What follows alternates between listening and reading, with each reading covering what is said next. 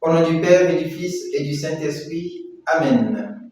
Ô Seigneur, envoie ton esprit et tout sera créé, et tu renouvelleras la face de la terre. Évangile de Jésus-Christ selon saint Marc, chapitre 10, versets 28 à 31. En ce temps-là, Pierre se mit à dire à Jésus, « Voici que nous avons tout quitté pour te suivre. » Jésus déclara, « Amen, je vous le dis, nul n'aura quitté à cause de moi et de l'Évangile une maison, des frères, des sœurs, une mère, un père, des enfants ou une terre, sans qu'il reçoive en ce temps déjà le centuple. Maison, frères, sœurs, mère, enfants et terre, avec des persécutions, et dans le monde à venir, la vie éternelle. Beaucoup de premiers seront derniers, et les derniers seront les premiers. » Acclamons la parole de Dieu.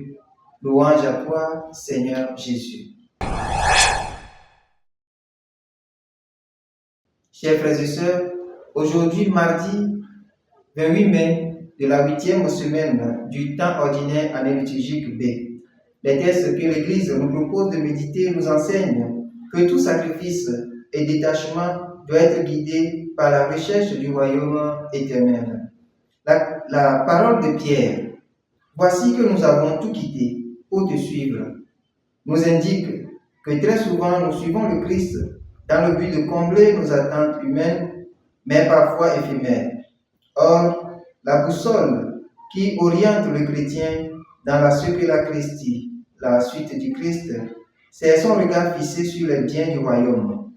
Un tel bien surpasse tout et booste dans le sacrifice que le chrétien doit traverser tant au niveau humain que spirituel.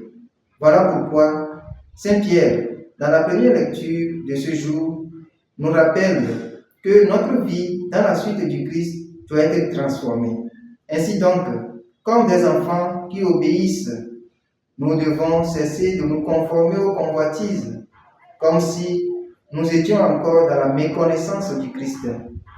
Chers frères et sœurs, la connaissance du Christ et les biens de son royaume doivent forcément nous amener à changer notre vie, à changer notre manière de percevoir les choses, puisque Dieu, comme le dit le psalmiste, a fait connaître son salut qui conduit à la vie éternelle. Œuvrons à bénéficier des biens de la vie éternelle, maintenant et pour les siècles des siècles. Amen. Le Seigneur soit avec vous. Que Dieu Tout-Puissant vous bénisse et vous garde, le Père, le Fils et le Saint-Esprit. Amen.